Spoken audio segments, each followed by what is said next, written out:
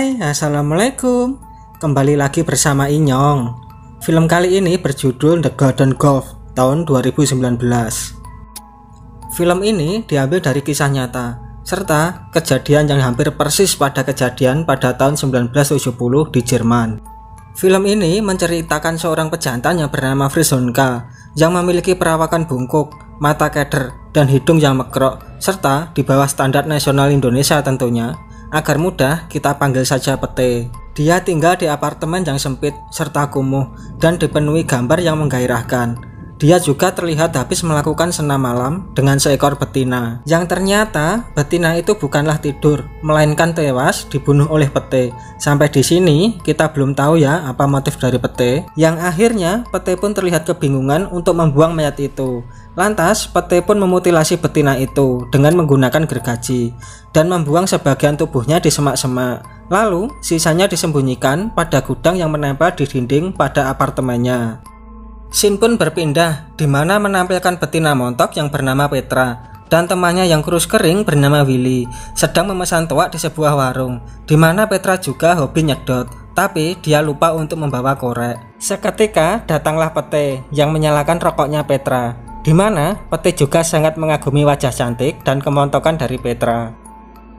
Di malam hari, ternyata Pete suka mengunjungi warung tua yang tak jauh dari apartemennya dan berada di tengah-tengah tempat lokalisasi yang tak jauh dari rumah Pete di kota Jerman, yang dimana warung ini adalah tempat nongkrong Tante Girang dan Om Senang, dan tentunya mereka semua sudahlah STW alias kadaluarsa, dimana hal itu tak jadi masalah bagi Pete yang sudah mabuk berat dan tak cukup uang untuk membeli yang masih muda. Ya salam.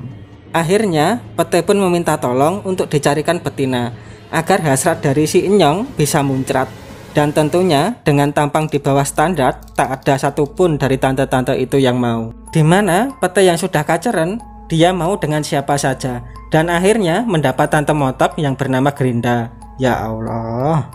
Tanpa panjang pikir Pete lantas mengajak Gerda ke apartemennya, dimana untuk pertama kalinya masuk Gerda pun protes dengan bau busuk di ruangan itu, dimana Pete akhirnya beralasan kalau itu adalah tetangganya yang selalu memasak daging setiap hari. Untuk menghangatkan suasana, Pete pun mengambil sebotol ciu untuk diminum bersama. Lalu setelah sedikit mabuk, Pete pun singkat cerita, pagi harinya Pete pun membangunkan Gerda, di mana gigi palsu Gerda pun hampir copot. Pete juga mengatakan kalau Gerda harus pergi sebelum Pete pulang bekerja. Ternyata pekerjaan Pete sendiri adalah sebagai cleaning service pada sebuah pabrik kapal. Dan pada saat bersamaan, Grinda pun belum juga pergi. Dia justru membersihkan apartemen Pete yang kotor, berharap apa yang dia lakukan mendapat apresiasi dari Pete. Nyatanya, di saat Pete sampai di rumah, Pete pun terkejut melihat Gerda masih di rumahnya. Pete pun langsung memukulnya hingga Gerda sampai tiba dan langsung menyeretnya keluar. Dan kejadian ini menjelaskan bahwa Pete adalah orang yang kasar dan tak bermoral. Pada saat Pete mengetahui keadaan rumahnya telah bersih, Pete pun mengizinkan Gerda untuk kembali masuk dan memperbaiki gigi palsu Gerda yang rusak akibat pukulan Pete tadi dengan sebuah lem kayu, dimana Gerda juga mengatakan kalau dia tidak punya rumah dan beberapa bulan hidup di jalanan, yang sepertinya Gerda pun mau menjadi pembantu asalkan Pete memperbolehkan Gerda untuk tinggal di rumahnya, yang pada awalnya Pete pun menolak. Tetapi saat Gerda bilang kalau dia memiliki anak perempuan yang montok, seketika itu Pete membayangkan sosok cantik Petra yang sempat ditemuinya dan berharap anak Gerda secantik Petra. Akhirnya Pete pun mengizinkan Gerda untuk tinggal di rumahnya, tapi dengan satu syarat, di mana Gerda harus menandatangani surat perjanjian yang isinya tentang persetujuan Gerda untuk menyerahkan anaknya kepada Pete, di mana dengan mudahnya Gerda pun langsung setuju, yang hanya untuk tempat tinggal dan sebotol anggur kolesom. Dan setiap harinya tak jarang Gerda mendapatkan siksaan serta intimidasi dari sikap Pete yang kasar, yang menurut Pete sendiri itu dianggap wajar tanpa merasa simpati sedikit pun. Hingga suatu malam Pete pun mengajak Gerda untuk minum dan memaksa Gerda secepatnya membawa anaknya untuk bertemu Pete. di mana Gerda menjawab dengan santainya bahwa Gerda telah hidup bambung karena ditelantarkan anak dan suaminya, dan mereka sudah lama tidak bertemu. Di mana perilaku Pete yang kasar dan merasa Gerda sudah berjanji, akhirnya Pete pun merasa kesal sampai tak sadar memecahkan gelas yang membuat tangannya berdarah hingga mengotori meja. Sehingga pemilik warung itu menyuruh Pete untuk membersihkan tangannya di kamar mandi. Pada saat Pete masih di kamar mandi, datanglah seekor dinas sosial yang mengajak para gelandangan serta PSK itu untuk hidup lebih layak. Yang mana tawaran itu pun langsung diambil oleh Gerda. Di saat Pete keluar dari kamar mandi, dia mendapati Gerda sudah hilang. Dan hal itu juga membuat Pete sangat marah. Yang artinya malam ini Pete tak punya tempat untuk pelampiasan si Inyong yang sudah tegang.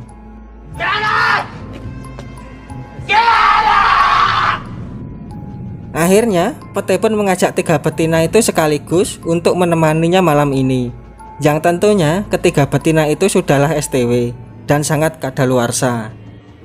Di saat perjalanan, salah satu betina itu pun tak sadarkan diri akibat terlalu mabuk, yang akhirnya dia pun ditinggalkan sendirian di pinggir jalan.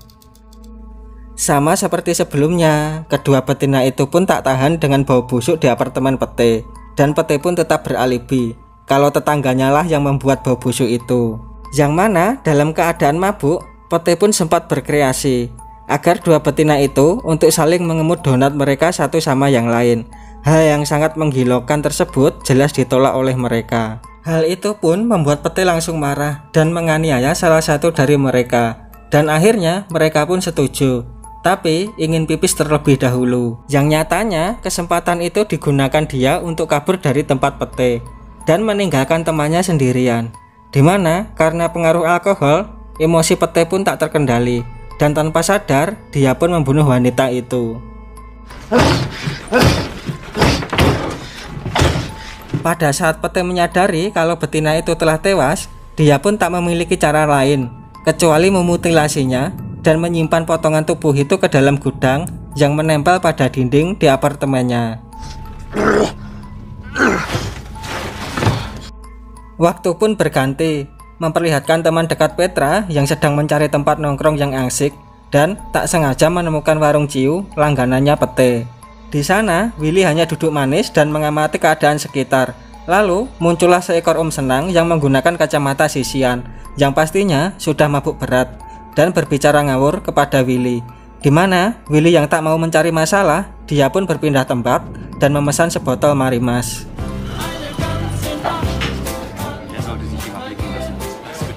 Scene pun berpindah yang memperlihatkan Pete sedang berangkat kerja sambil menyalakan sebatang rokok. Tiba-tiba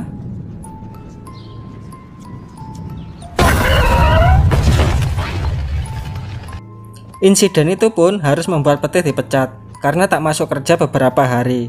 Dimana Pete yang masih punya pikiran normal memutuskan berhenti minum dan curhat kepada temannya kalau hidupnya menjadi sial dan kacau karena efek alkohol.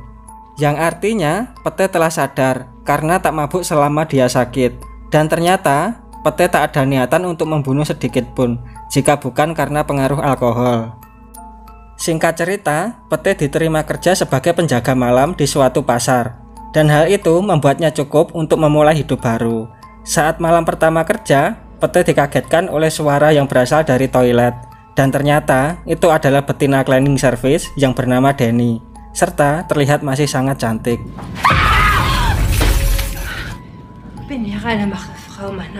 Seperti kita tahu ya, kalau tampang Pete adalah tampang mesum. Sehingga melihat Denny yang begitu bening, Pete pun langsung jatuh hati dan berusaha berpenampilan menarik di depan Denny. Sayang seribu sayang, harapan Pete pun harus pupus tak kala Denny sudah bersuami. Dan malam itu, dia pun ke sana untuk merayakan ulang tahun Denny. Mereka pun berencana merayakan ulang tahun itu dengan mabuk-mabukan, di mana suami Denny juga memaksa Pete untuk ikut mabuk. Tapi Pete yang sudah berjanji untuk berhenti menolaknya dengan halus, dan Pete hanya meminum segelas jus apel.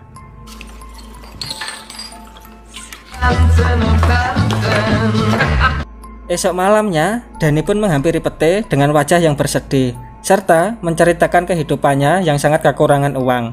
di mana Pete yang setia kawan mencoba menawari pinjaman uang kepada Denny, tapi dengan tegas Denny pun menolaknya. Denny di sini hanya sekedar mengeluarkan isi hatinya supaya lebih merasa lega. Dan ternyata Denny juga membawa sebotol ciu dan mengajak Pete untuk minum bersama. Karena rasa simpati dan suka terhadap Denny, Pete pun tak menolaknya, yang berarti Pete melanggar janjinya sendiri. Akhirnya Pete pun mengisi kembali kulkasnya dengan stok ciu begonang. Keesokan malamnya, Denny dan suaminya mengajak Pete untuk mabuk kembali. Dia pun tak menolaknya dan minum bersama. Dan ketika suami Denny pergi untuk membeli minuman lagi, di mana Pete yang sedari awal suka kepada Denny, Pete pun langsung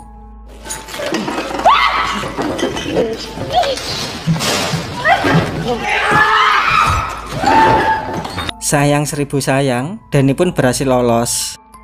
Di mana Pete yang sudah mabuk berat, dia pun akhirnya tertidur di ruangan itu dan terbangun saat mendengar berita ada sebuah kecelakaan di jalan tol.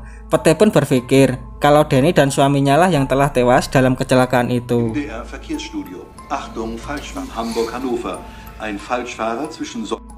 Malam harinya, Pete yang sudah lama tak mengunjungi warung tua, dia pun tak disambit oleh teman-temannya, di mana Pete juga memamerkan pekerjaan barunya dan dia juga berbohong kalau sudah memiliki pacar.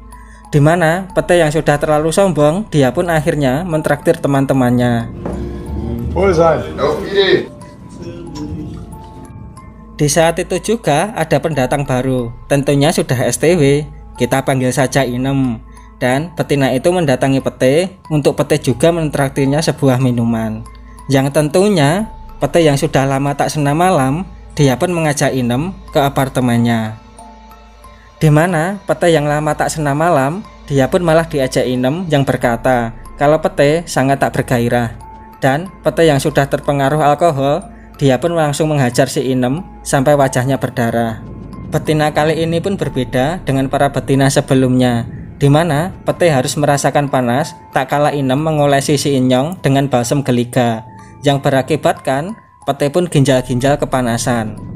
Di mana jika Pete sudah terpengaruh alkohol, emosinya pun tak bisa dikendalikan, dan akhirnya Pete pun melakukan pembunuhan itu lagi, tapi kali ini dengan cara dicekik. Dan Inem pun mengalami nasib yang sama dengan betina sebelum-sebelumnya, dan Pete juga memukul kepala Inem dengan botol ciu.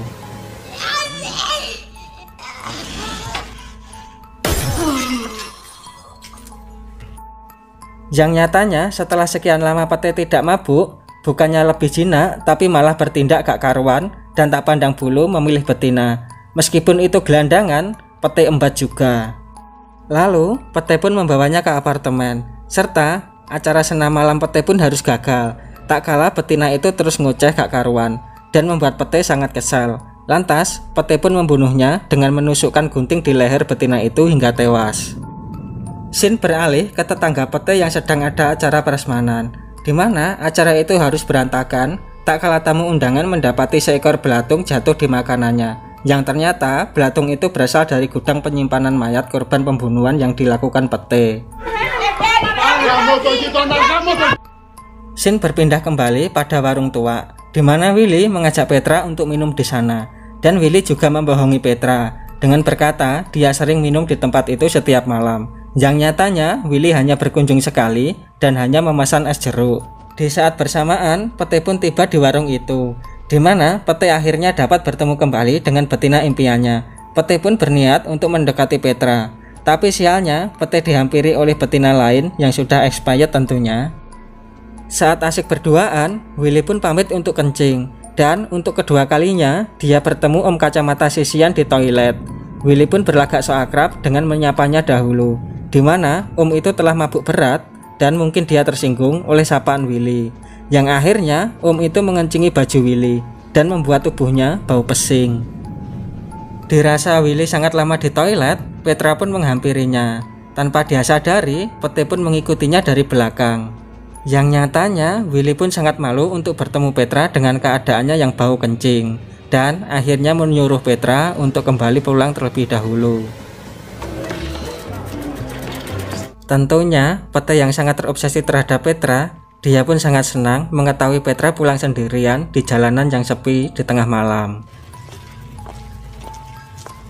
Sayangnya, imajinasi Pete pun harus kandas, tak kala dia mengetahui apartemennya telah terbakar hangus, di mana kejadian itu disebabkan oleh tetangga Pete yang lupa mematikan kompor setelah memasak.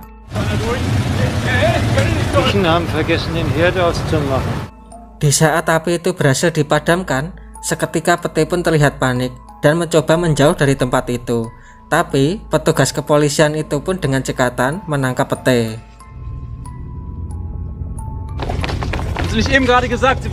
Akhirnya Pete pun tak dapat mengelak dan harus mempertanggungjawabkan perbuatannya.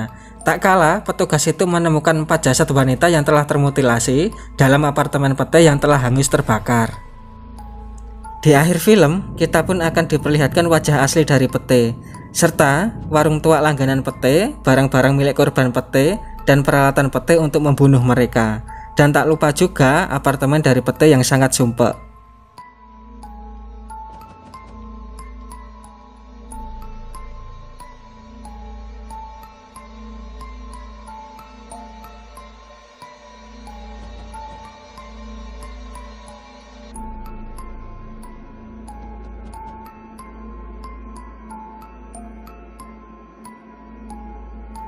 Sampai di sini, Inyong pun berpendapat jika Pete tidaklah cocok disebut sebagai pembunuh berantai, di mana Pete tak memiliki hasrat untuk terus membunuh, melainkan hasrat untuk selalu mengkonsumsi minuman beralkohol. Serta Pete yang memiliki sifat temperamental dan terkena efek dari alkohol, dia pun akhirnya melakukan pembunuhan itu tanpa ia rencanakan. Dan yang pasti, minuman beralkohol sangatlah dilarang agama, karena dapat membuat perilaku seseorang bertambah menjadi buruk. Oke, sampai di sini dulu ya filmnya. Kita akan bertemu lagi pada film selanjutnya. Terima kasih.